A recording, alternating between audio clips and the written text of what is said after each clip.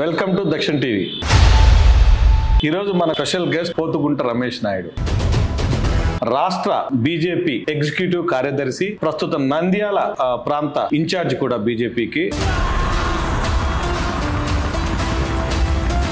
రాజంపేటలో రైళ్లు ఆగడం తగ్గిపోయింది. బీజేపీకి బ్యాడ్ నేమ్ వచ్చిందా లేదా? దానివల్ల కార్యకర్తలు అయితే కొంత అంటే ఇవి కేంద్ర నిధులతో చేసినాడని, అది కూడా నేనే చేసినానని చెప్పుకుంటున్నాడు. అదానీ గ్రూప్ కు 7 ఎయిర్పోర్ట్లు ఇచ్చారు. ఎందుకు ఇచ్చారు? తప్పేం లేదా? మోడీని చంద్రబాబు నాయుడు ఏ స్థాయిలో విమర్శించాడో గుర్తున్నా? ఆ రోజు మేము అదే స్థాయిలో చంద్రబాబు నాయుడు గారు కూడా మేము విమర్శించడం జరిగింది. వారి దిష్టి బొమ్మలు కాల్చాం.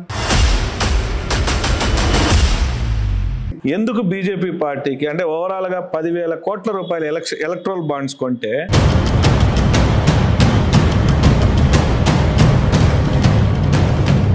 లేదు, అటువంటిది ఏం లేదు. నేను పేరు చెప్తానా?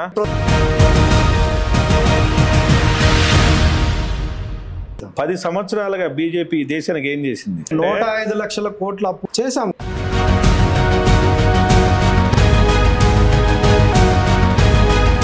ఓవరాల్ స్కామ్ అంతా 100 కోట్లు అయితే మీ పార్టీకి ఆయన అరెస్ట్ అయిన 5 రోజుల్లోనే ఇచ్చిన డబ్బు అని తెలుసా? ఓన్లీ కవిత అరెస్ట్. అంటే ఇప్పుడు ఎలక్షన్ సమయం కాబట్టి నువ్వు కూడా సాధారణ నాయకుడు లాగానే చెప్తున్నావు. అది మన అనాదిగా మన సంస్కృతిలో భాగము. అది కూడా డెవలప్మెంట్ రాష్ట్ర పార్టీ కిందకే వేస్తున్నారు. రాష్ట్ర పార్టీని అనలేదు. ప్రపంచంలో ఎన్నడూ కని విని ఎరుగని స్కామ్ జరిగింది. నేను ఒప్పుకుంటాను. నీకు భారతీయుడిగా అది తప్పుగానే భావిస్తాను నేను.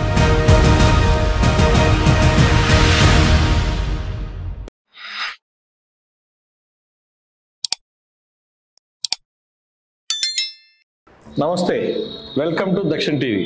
ఈరోజు మనకు ఒక special guest, young and energetic Pothugunta Ramesh Naidu, రాష్ట్ర బీజేపీ ఎగ్జిక్యూటివ్ కార్యదర్శి, ప్రస్తుతం నంద్యాల ప్రాంత ఇన్ఛార్జ్ కూడా బీజేపీకి.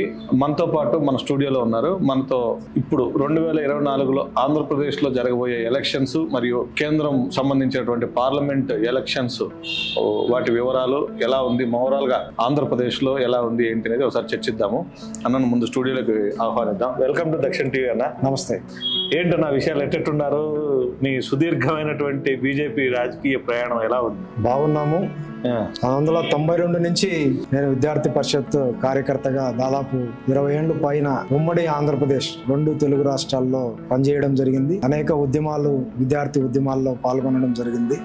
తర్వాత సంస్థే బీజేపీలోకి పంపడం జరిగింది. రాజంపేట అసెంబ్లీ కన్వీనర్ గా 2019లో రాజంపేట బీజేపీ అసెంబ్లీ అభ్యర్థిగా పోటీ చేయడం జరిగింది. Very good. అనంతరం బీజేపీ రాష్ట్ర కార్యవర్గ సభ్యుడిగా పనిచేయడం జరిగింది. ప్రస్తుతం నంద్యాల జిల్లాకు ఇన్ఛార్జిగా 2 సంవత్సరాల నుంచి అక్కడ పనిచేస్తున్నాను. అది చూస్తూ జిల్లా రాజకీయాలు కూడా ఇక్కడే క్రియాశీలకంగా ఉన్నారు.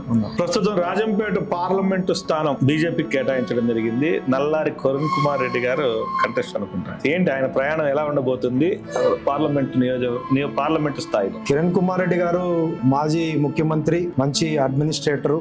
వారు మన పార్లమెంట్ కు అభ్యర్థిగా, బీజేపీ పార్లమెంట్ అభ్యర్థిగా ప్రకటించడం చాలా మంచి పరిణామం. మన ప్రాంతానికి కూడా వారు గెలిస్తే కేంద్ర మంత్రి ఖచ్చితంగా అవుతారు. వారికి మంచి విజన్ ఉన్న అడ్మినిస్ట్రేటర్ కాబట్టి ఈ ప్రాంతం ఎప్పటి నుంచో అభివృద్ధికి నోచుకోకుండా ఉంది. కాబట్టి ప్రజలు ఆశీర్వదిస్తే మాత్రం మన రాజంపేటకు మంచి భవిష్యత్తు ఉంటుందని ఆశిస్తున్నాను. ఆశిస్తున్నారా? కోరుకుంటున్నాను కూడా. రెండు కూడా జరుగుతాయి కూడా. ఎందుకంటే గతంలో మనం ఇక్కడ ఎంతో మంది పార్లమెంట్ అభ్యర్థులు చూసాం. ఒకరు ఇద్దరు తప్ప చిన్న చిన్న కార్యక్రమాలు చేశారు. కానీ ముఖ్యంగా మనకు ఈ 10 సంవత్సరాల నుంచి ఉన్న మిథున్ రెడ్డి గారు అయితే మన ప్రాంతాన్ని ఒక 50 ఏళ్ళు వెనక్కి పోవడానికి కారణం మిథున్ రెడ్డి అనిపిస్తారు. మన ప్రాంతం అంటే 2 రకాలు ఉన్నాయి దీంట్లో. మిథున్ రెడ్డి ప్రాంతం, నల్లారి కిరణ్ కుమార్ రెడ్డి ప్రాంతం ఒకటే. అవేమో బాగానే బాగుపడినాయి, కాలేజీలు వచ్చినాయి, సెంట్రల్ స్కూల్స్ వచ్చినాయి, అన్ని ఉన్నాయి. మన ప్రాంతం అంటే మీ ప్రాంతం అయిన రాజంపేటకు ఏమి చేయలేదంటారు. ఆ రాజంపేట రైల్వే కోడ్ ఏమి చేయలేదు. ఇక్కడ కిరణ్ కుమార్ రెడ్డి గారు కూడా ఏమి చేయలేదు కదా ఈ 2 ప్రాంతాలకి. అంటే ఆయన అప్పుడు ఉమ్మడి రాష్ట్రానికి ముఖ్యమంత్రిగా ఉన్నాడు కాబట్టి వాళ్ళ చివరి దశలో ఉన్నాడు కాబట్టి వాళ్ళ ప్రాంతానికి అయితే డెవలప్ చేశాడు కదా. ఆయన ప్రాంతానికి అయితే army college college, JNTU college, అన్ని తెచ్చుకున్నారు, రోడ్స్, ఇన్ఫ్రాస్ట్రక్చర్ అంతా బ్రహ్మాండంగా చేశారు. మనకు చేయలేదు, అదే చెప్పేది. ఆ ప్రాంతంలో చేశారు. కాబట్టి ఇప్పుడు ఆయన అప్పుడు అసెంబ్లీ ఎమ్మెల్యే వరకే కాబట్టి ముఖ్యమంత్రి కూడా ఉన్నాడు కాబట్టి చీఫ్ మినిస్టర్ ఆఫ్ ఆంధ్రప్రదేశ్. అంటే ఎప్పటి నుంచో పీలేరు కూడా ఎంతో వెనకబడి ఉండింది. దాన్ని ఇంకెవరు చేయనంత అభివృద్ధి అయితే చేశారు. అంటే నేను నా పాయింట్ ఒకటే అండి, కాంట్రాస్ట్ ఏంటంటే మిథున్ రెడ్డి రాజంపేటకి ఏం చేయలేదు, నల్లారి కిరణ్ కుమార్ రెడ్డి గారు కూడా ఏమీ చేయలేదు అని అంటున్నా. ఆయన అంగీకరిస్తారా? అంటే ముఖ్యమంత్రి స్థాయిలో ఉన్నప్పుడు చేయాలి కదా. వారు ఆ సమయంలో ఏమేం చేశారో మనకు కూడా అంత పూర్తిగా తెలియదు. నేను చెప్తా మీకు, చెప్పండి. మనకి ఏమి చేయలేదు. ఆంధ్రప్రదేశ్ లో ఎక్స్పెషల్లీ కడప డిస్ట్రిక్ట్ కి నల్లారి కిరణ్ కుమార్ రెడ్డి గారు ముఖ్యమంత్రిగా ఉండగా ₹1 అభివృద్ధి జరగలేదు. స్పష్టమైనటువంటి ఒక్కటైనా పేరు మీరు అలా జిల్లాల వైజ్ చూసుకుంటున్నారండి. కడప, రాజంపేట, కోడూరు, తిరుపతి, లేదా మా రాయచోటి, లేదా తీసుకోండి మదనపల్లి, తీసుకోండి లక్కిరెడ్డిపల్లి, ఏం చేశారు చెప్పండి. ఈ మా రాయచోటి ప్రాంతానికైతే ఆ రోజు ముఖ్యమంత్రిగా ఉన్నప్పుడు ఆ నీటి జరికోన ప్రాజెక్టుకి గానీ, లేదా ఈ గాలేరు నగరికి గానీ, అవన్నీ ఎవరియో తెలుసు కదా మీరు. తెలుసు, కానీ నిధులు అయితే కేటాయించాడు. అదే వాటన్నిటికి ఆద్యుడు ఎవరు? రామారావు. తర్వాత రాజశేఖర రెడ్డి. రామారావు పునాదులు వేస్తే, రాజశేఖర రెడ్డి స్థాపన చేస్తే దాన్ని ఆచరణలోకి తీసుకొచ్చింది రాజశేఖర్. సో ఓకే, ఇవి వాళ్ళ రాజకీయాలు పక్కన పెట్టండి. ఏంటి మీ పరిస్థితి అంటే చెప్పండి. అసలు రాజంపేట పరిధిలో ఉన్నారు, రాష్ట్ర భారతీయ జనతా పార్టీ రాష్ట్ర కార్యవర్గ సమితిలో ఉన్నారు. ఏంటి మీ పార్టీ ఎజెండా ఏంటి అసలు? రాష్ట్ర వ్యాప్తంగా ఓవరాల్ మీ ఎజెండా ఏంటి? బీజేపీ ఎజెండా ఏంటి ఆంధ్రప్రదేశ్ లో? రాష్ట్రంలో 2024 ఎన్నికల సమాయత్తంలో భాగంగా మేమైతే 175 అసెంబ్లీలు, 25 పార్లమెంటుకు పోటీ చేయడానికి కావాల్సినంత శక్తి సామర్థ్యం అంతా చేసుకుని ఉన్నాము. కానీ కేంద్ర పార్టీ పొత్తు పెట్టుకున్న కారణంగా ఎన్డీఏలో జనసేన, టీడీపీ కూడా చేరాయి. మనందరికి తెలిసిందే, మాకు 6 పార్లమెంట్లు, 10 అసెంబ్లీలు ఇచ్చారు. దాంట్లో భాగంగా రాజంపేట పార్లమెంట్ కూడా వచ్చింది. కాబట్టి రాజంపేటలో గతంలో 2014లో పురంధేశ్వరి గారు పోటీ చేసినప్పుడు పురంధేశ్వరి గారి అటు ఆ సామాజిక వర్గము, ఇట్లా మేడా మల్లికార్జున రెడ్డి ఇద్దరి కాంబినేషన్ లో రాజంపేట ఆ రోజు 12,000 ఓట్లు మెజారిటీతో వారు గెలవడం జరిగింది. ఓడిపోయింది కదా. ఆమెకు కొత్తగా అప్పుడే రావడం కారణంగా కొంచెం మనకు అప్పుడు పీలేరు, పొంగనూరు, రాయచోట్లో తెలుగుదేశం కూడా వీక్ క్యాండిడేట్స్ పెట్టిన కారణంగా, సమన్వయ లోపం కారణంగా కొంచెం భారీ తేడాతోనే ఓడిపోవడం జరిగింది. అంటే పార్టీ సింబల్ ఒక మంచి పర్సనాలిటీ వచ్చి పనిచేయడం కారణంగా గ్రామ స్థాయిలో కింది వరకు కూడా వెళ్ళింది. అంతకుముందు హరినాథ్ రెడ్డి ఇక్కడ పోటీ చేసినప్పుడు ఇండివిజువల్ గా 1,00,000 ఓట్లు వచ్చాయి. ఆయనకన్నా ముందు చల్లపల్లి నరసింహారెడ్డి గారు పోటీ చేసినప్పుడు కూడా 1,00,000 లోపలే మంచి మెజారిటీ వచ్చాయి. కాబట్టి బీజేపీ పట్ల ఈ పార్లమెంటు పరిధిలో ప్రజలకు కూడా ఒక మంచి అభిప్రాయం ఉంది. కాబట్టి ఈ ఎన్నికల్లో మంచి అభ్యర్థి వచ్చాడు. అందులో పొత్తులో బలమైన అభ్యర్థులు, టీడీపీకి కూడా అసెంబ్లీ అభ్యర్థులు ఉన్నారు. కాబట్టి ఈసారి ఎట్లయినా గెలుస్తామని మేము అనుకుంటాం. 10 సంవత్సరాలుగా కేంద్రంలో పాలనలో ఉన్న బీజేపీ టీడీపీతో పొత్తు పెట్టుకుని కేవలం 10 సీట్లతో సంతృప్తి పడవలసిన అవసరం ఉందా?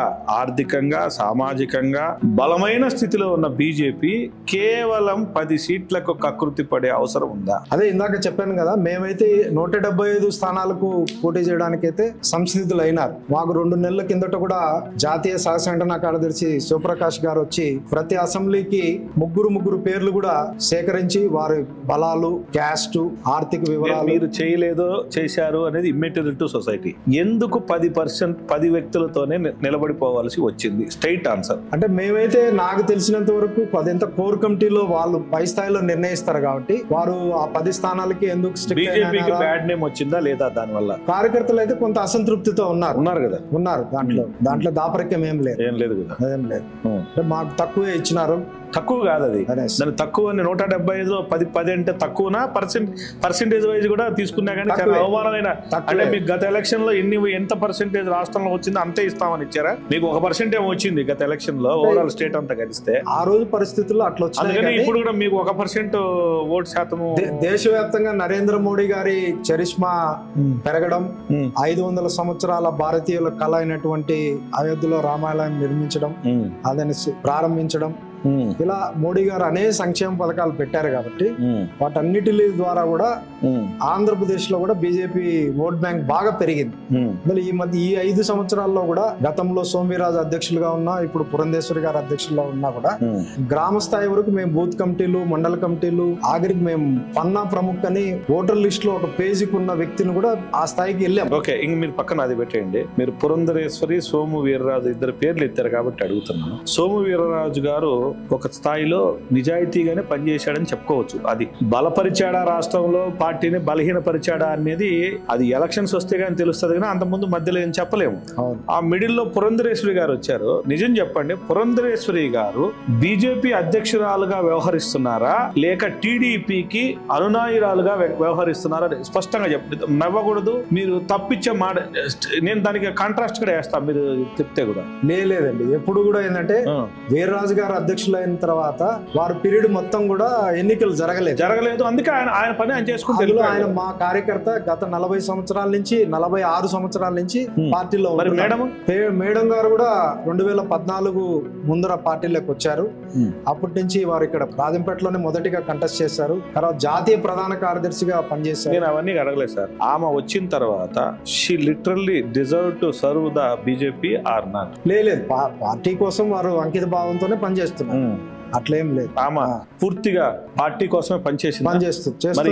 మరి మీకు బీజేపీ పార్టీ చంద్రబాబు నాయుడు గారిని అరెస్ట్ చేసిన సందర్భాన్ని అడ్వాంటేజ్ గా తీసుకొని మీ పార్టీ ఎదుగుదలకు ఎందుకు తను సరైనటువంటి స్టేట్మెంట్ ఇవ్వలేదు? లేదు, అప్పుడే అంటే చెప్పలేదు కదా. తప్పు ప్రభుత్వ సొమ్ము లూటీ చేసి ఉంటే తప్పకుండా శిక్ష పడవలసిందే. చేసి ఉంటే, చేయకపోతే చేయలేదనే విషయం న్యాయస్థానాలు చూస్తాయి. చేసి ఉంటే ఎందుకు శిక్ష పడకూడదు అనే మాట ఆమె చెప్పలేదు. ఎందుకు చెప్పలేదు? లేదు, వారు చెప్పారు. చెప్పలేదు, మీరు చెప్పారు. వారు నాకు చూపిస్తారా? యూట్యూబ్ లో తీసి ఎక్కడైనా చూపిస్తారు. లేదు, ఆమె చెప్పలేదు. చెప్పారు. వారిని వారు అరెస్ట్ చేసే విధానం కరెక్ట్ కాదు, బట్ వారు తప్పు చేసి ఉంటే మాత్రం శిక్ష అర్హులే చెప్పారు. మీటింగ్ లో చెప్పారు. ఆ టైంలోనే ఆ ఫేక్ లెటర్ ఏదో ఒకటి వచ్చిందన్న దాని మీద కూడా ఖండించారు. అది జరిగిందైతే చెప్పారు. తప్పు చేసింటే శిక్ష అర్హులని. మరి మీరు ఎందుకు నిరసనలు, ఈ రకరకాల హర్తాలు, ఇప్పుడు ఏదైనా ఒక పార్టీ నుంచి వచ్చినటువంటి ఇలాంటి స్కాములు బయటపడినప్పుడు మామూలుగా ప్రతిపక్ష పార్టీలంతా కూడా రకరకాల వాళ్ళ యొక్క నిరసనలు తెలియజేస్తారు. అది బంద్ రూపంలో కావచ్చు, లేకపోతే నిరాహార దీక్షలు చేస్తారో, లేకపోతే వాక్ చేస్తారు, ప్లే కార్డ్స్ ప్రదర్శిస్తారు. ఎందుకు బీజేపీ పార్టీ స్ట్రాంగ్ గా కండెమ్ చేయలేదు? లేదు, అంటే వారి మీద అభియోగం మోపినారే తప్ప ఎక్కడ తప్పు చేసినారనేది ఇంకా ప్రూవ్ చేయలేక. భారతదేశంలో ఈ రోజు క్రేజీ వాళ్ళని అరెస్ట్ చేసినా, లేకపోతే కవితను అరెస్ట్ చేసినా అభియోగాలే మోపబడ్డాయి కానీ ఎవరికి ఇంకా ప్రూవ్ కాలేదు. ప్రూవ్ అయితే జైల్లో ఉంటారు. వాస్తవం. సో అలాంటి ప్రూవ్ కాని వాళ్ళని కూడా ఈ రోజు అరెస్ట్ చేస్తే, జగన్మోహన్ రెడ్డి గారు 16 నెలలు ఉన్నది కూడా కేవలం అభియోగమే, ఇంకా ప్రూవ్ చేసి శిక్ష పడలేదు. సో వాడేమో 1,00,000 కోట్లు తప్పు అని ఏడిసి గగ్గోలు పెట్టిన వాళ్ళు ఈ 300 కోట్లు జస్ట్ నోట్ ఫైల్ తో ట్రాన్స్ఫర్ చేయాలి. మీరు నోట్ ఫైల్ అయినా చూసారా? చూసారు. నోట్ ఫైల్ తో ట్రాన్స్ఫర్ చేసిన విధానాన్ని తప్పు పట్టలేదు. ఎందుకు? లేదు, మా రాష్ట్ర కమిటీ మొత్తం కూడా ఖండించారు. నేను ప్రజల్లోకి ఎందుకు రాలేదు? మేము మా స్థాయిలో మేము కూడా ఖండించాం. మీరు ఖండించలేదు అనలేదు, ప్రజల మధ్యకి ఎందుకు తీసుకురాలేదు? ఉద్యమంగా తీసుకురాలేదు. మీ పార్టీ ఎదుగుదలకు అది అవసరం కదా. ఇప్పుడు సపోజ్ ఒక పార్టీకి బ్యాడ్ నేమ్ వస్తే దాన్ని టేక్ ఓవర్ చేసే పార్టీలు ఉన్నాయా లేదా? 100%. మీరు ఎందుకు చేయలేదా? అది రాష్ట్ర నాయకత్వం పిలుపు ఇవ్వలేదు. అదే కదా చెప్పేది. మీరు ఎందుకు తీసుకోలేదు అని అడుగుతున్నాను. అవకాశం కదా సార్, అది మంచి అవకాశం కదా అది పార్టీ ఎదుగుదలకి. సో మీ పార్టీ సప్రెస్ చేసిందని చెప్పనా? మీ పార్టీ అధ్యక్ష, రాష్ట్ర వ్యవహార నాయకులంతా కూడా దాన్ని అణచిపెట్టారని చెప్పుకోవచ్చా? అట్లా అనుకోవడానికి కూడా ఏముండకపోవచ్చు. ఏముండదా? కోర్ కమిటీలో వాళ్ళు నిర్ణయం తీసుకుని రాష్ట్ర పార్టీకి ఒక అవకాశాన్ని అయితే పోగొట్టుకున్నారు. ఎదుగుదలకు పనికి వచ్చే అవకాశాన్ని అయితే ఒక అవకాశాన్ని పోయి మేజర్ కదా, అది మేజర్. అలాంటి రోజు వస్తాయా? రాని అవకాశాన్ని వచ్చింది, వదులుకున్నారు కదా. సో పోతే ఓవరాల్ గా కంట్రీలో 400 సీట్లు నా యొక్క ఎయిమ్ అంటున్నాడు మోడీ గారు. సో మీ పార్టీ మోడీ పార్టీనా బీజేపీ పార్టీనా? బీజేపీ పార్టీని. బీజేపీ అంటే మోడీ. ఓకే, ఈ రోజు బీజేపీతో అంటే బీజేపీకి సంస్థాగతంగా కొన్ని సిద్ధాంతాలు ఉన్నాయి. అది మొదటి నుంచి కూడా బీజేపీ సిద్ధాంతం కలింది. ఆ సిద్ధాంతాల నుంచి బయటికి కూడా రాదు అది చాలా వరకు. అలాంటి పరిస్థితులు ఈ రోజు లేవని నేను అంటాను. లేదు, ఎప్పటికీ లేదు. మూల సిద్ధాంతం భారతీయ జనతా పార్టీ సబ్కా సాత్ సబ్కా వికాస్. ఇప్పుడు మోడీ కా సాత్ సబ్కా వికాస్ అంటున్నాడు. లేదా పదం ఎప్పుడు మోడీ కా సాత్ అనే పదం ఎక్కడ రాలేదు. అంటే ఆయన ప్రపంచ నాయకుడు అయిపోయినాడు కాబట్టి ఎక్కువ మోడీ మోడీ అంటున్నారు కాబట్టి, అంతేగాని ఎక్కడ కూడా లేదు. పార్టీ లోబడే ఉంటాడా? ఎవరైనా ఉండాల్సిందే. మోడీ అయినా సరే ఇంకొకరైనా కూడా పార్టీ సిద్ధాంతికి లోబడే ఉండాలి. వెళ్దామా మనం? అల్టిమేట్ గా పార్టీ జెండానే సుప్రీం. సరే, మీరు పార్టీ జెండా పార్టీ సుప్రీం అంటారు కానీ బీజేపీ పాలన గురించి కాసేపు చర్చిద్దామా? చర్చిద్దాం. 10 సంవత్సరాలుగా బీజేపీ దేశానికి ఏం చేసింది? గత 75 సంవత్సరాల్లో ఈ ఒక వాజ్పేయి గారి పీరియడ్ తీసి పక్కన పెడితే మిగతా మనం ఎంతో వెనకబడిపోయినాం. అనేక సంస్కరణలు మోడీ గారు తీసుకొచ్చారు. ఈ దేశానికి కావాల్సిన మెయిన్ రోడ్ కనెక్టివిటీ వాజ్పేయి గారు ఆ రోజు ప్రారంభిస్తే వారు 4 లైన్స్ చేయగలిగితే వీళ్ళు 6 లైన్స్, అవసరమైన ఈశాన్య రాష్ట్రాల్లో కూడా మనం పోలేని ప్రదేశానికి కూడా రైలు, రోడ్డు, టెలికమ్యూనికేషన్ కనెక్టివిటీ పెంచడమే కాకుండా శాస్త్ర సాంకేతిక రంగాల్లో కూడా మనం ఇప్పుడు ఇస్రోలో మన చంద్రయాన్ మీద అడుగు పెట్టగలిగినామంటే సైంటిస్టులను ప్రోత్సహించడమే. గత ప్రభుత్వాలు ఏవి కూడా ప్రోత్సహించలేకపోయినాయి. వారు 1-2 ప్రయోగాలు విఫలమైనా కూడా డబ్బులు మరి కోట్ల రూపాయలు డబ్బులు ఇచ్చి ప్రోత్సహించిన. ఇస్రో గురించి అన్నారు కాబట్టి ఒక ప్రశ్న. 2014 నుంచి 2024 మధ్య తప్ప అంతకు ముందు ఎప్పుడు మనం రాకెట్ అనుప్రయోగాలు చేయలేదా? విశ్వంలోకి వెళ్ళలేదా? చేశాం. నరేంద్ర మోడీ గారి సమయంలో పోఖ్రాన్ లో అణుపరీక్షలు చేశాం. నరేంద్ర మోడీ గారు కాదు, వాజ్పేయి గారి. అంతకుముందు ఇందిరాగాంధీ సమయంలో చేయలేదు. చేశాం కానీ ఆ స్థాయిలో ప్రోత్సహించలేదు. ప్రోత్సాహం అంటే ఈ భారతదేశంలో ఒక అణు పరిశోధన సంస్థ ఉండాలని ఏ సంవత్సరంలో పెట్టారు తెలుసా సార్ మీకు? ఇందిరాగాంధీ పీరియడ్ లోనే పెట్టారు. నెహ్రూ టైంలోనే పెట్టారు. నెహ్రూనే భారతీయ అణు వ్యవస్థను ఫస్ట్ స్థాపించింది ఆయనే. సరే పోన్లేండి, ఓకే. ఇప్పుడు మనం come to the Modi 10 years. ఈ దేశానికి ప్రపంచ స్థాయి నాయకుడిగా ఎదిగిన మోడీ ఈ భారతదేశానికి ఏమీ చేయలేదు అంట. మీరు చెప్పాలా? ఇప్పుడు కరోనా సమయంలో ప్రపంచం అంతా భారతదేశం వైపు చూసింది. 130 కోట్ల జనాభా ఉన్న ఈ దేశం ఎలా బయటపడుతుంది, ఎన్ని కోట్ల మంది చనిపోతారో ఏమో అనుకున్నప్పుడు వారు ధైర్యంగా మన స్థానిక పరిశ్రమల వాళ్ళకు బయోటెక్ గానీ, భారత్ బయోటెక్ గానీ లేదా ఇంకొక కంపెనీకి గానీ ప్రోత్సహించి మన వ్యాక్సిన్ మనమే తయారు చేసుకుని ఉచితంగా ఇన్ని కోట్ల మందికి 2 డోసు ఇస్తే ఇవ్వడమే కాకుండా మోర్టాలిటీని మిగతా దేశాలతో చూస్తే తగ్గించడమే కాకుండా ప్రజలు ఇంత కష్టాల్లో ఉన్నారని చెప్పి ప్రతి ఒక్కరికి కూడా 5 కేజీల బియ్యం ప్రధానమంత్రి అన్న కళ్యాణ యోజన పథకం కింద ఇవ్వడం జరిగింది. అప్పుడు 2 సంవత్సరాలకే పెట్టినారు. అప్పుడు దాన్ని పొడిగిస్తూ పోతూ ఇంక రాబోయే 5 ఏళ్లకు కూడా మళ్ళీ పొడిగించడం జరిగింది. అంటే ఈ దేశంలో ఎవరు కూడా ఆకలితో అలమటించకూడదు, ఇబ్బంది పడకూడదు. ఆ కరోనా ఎక్కువగా ఉండే దేశం ఇది. లేదు, అలా అని కాదు. కరోనా సమయంలో చాలా మందికి ఉపాధి పోయింది. ఉపాధి పోయి తిరిగి ఉపాధి సంపాదించుకోవడానికి కొంత సమయం పడుతుంది. కాబట్టి ఈ సమయంలో కూడా నా దేశ ప్రజలు ఎవరు కూడా ఆకలితో ఇబ్బంది పడకూడదని 85 కోట్ల మందికి బియ్యం పంపిణీ, సరుకుల పంపిణీ చేశారని రీసెంట్ సభల్లో కూడా మోడీ చెప్పారు. 85 కోట్ల మంది పేదలకు ఇచ్చాను అన్నాడు. 130 కోట్ల భారతదేశ జనాభాలో ఇంకా 85 కోట్ల మంది పేదలు ఉన్నారంటావా? పేదలు అంటే మరీ దిగువ తరగతి కాకుండా భారతదేశంలో ఆల్మోస్ట్ అందరికి కూడా వైట్ రేషన్ కార్డ్స్ ఉన్నాయి. కాబట్టి ఆ వైట్ రేషన్ కార్డ్స్ ఉన్న వాళ్ళందరూ కూడా దాదాపు 80 కోట్ల మంది ఉన్నారు. అటు వైట్ రేషన్ కార్డు హోల్డర్స్ అందరికి కూడా ఎలిజిబిలిటీ కాబట్టి ఇవ్వడం జరుగుతుంది. భారతదేశ జనాభాలో 90% మంది పేదవారు, దిగువ మధ్య తరగతి వారు. కేవలం 10% మంది మాత్రమే, అంటే కేవలం 10% మంది దగ్గరే ఈ భారతదేశ సంపద అంతా ఉంది అని కొన్ని మ్యాగజైన్స్ లో ఈ మధ్య ప్రచురణ అయింది. చూసారా మీరు? చూసిన ఆ 10 సంస్థలు కూడా పేర్లు తెలుసు. అదాని, రిలయన్స్, లేకపోతే ఇంకొకటో ఒక 10 సంస్థల దగ్గర. ఎందుకు ఒకరి చేతుల్లోకి, అంటే ఈ కొద్ది మంది చేతుల్లోకి మన సంపద అంతా వెళ్ళడానికి ప్రధాన కారణం ఏంటి? దానిని కరెక్ట్ చేయడానికి ప్రభుత్వం తీసుకుంటున్న నిర్ణయాలు ఏంటి? ఇది భారతదేశంలో మొదటి నుంచి కూడా కొన్ని పెద్ద కంపెనీలు వాళ్ళ గుత్తాధిపత్యం సాధిస్తున్నాయి. సంపద అంతా కూడా కొన్ని కంపెనీల చేతిలో ఎక్కువగా ఉంది. కానీ ఈ మధ్య కాలంలో ఈ నరేంద్ర మోడీ గారు వచ్చిన తర్వాత యువకులను ఎంటర్టైన్ చేయాలని స్టార్ట్అప్ ఇండియా, స్టాండప్ ఇండియా లేదా ఖాదీ విలేజ్ ఇండస్ట్రీ ద్వారా ఎవరన్నా పరిశ్రమలు కానీ చిన్న తరహా వాటన్నిటికీ భారీగా ఖాదీ గ్రామీణ ఉద్యోగ సంస్థలు రాజీవ్ గాంధీ సమయం నుంచి వాటితో పాటు ఇవి కూడా స్టార్ట్అప్ ఇండియా, స్టాండప్ ఇండియా పేర్లు మార్చారు అంతే.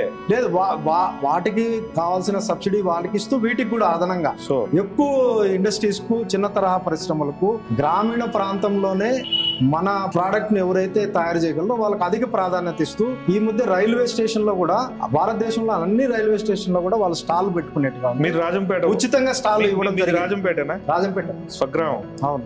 రాజంపేటలో రైళ్లు, మీరు రైల్వే స్టేషన్ ఉన్నారు కాబట్టి అడుగుతున్నా, రైళ్లు ఆగడం తగ్గిపోయింది. వాస్తవమే అది.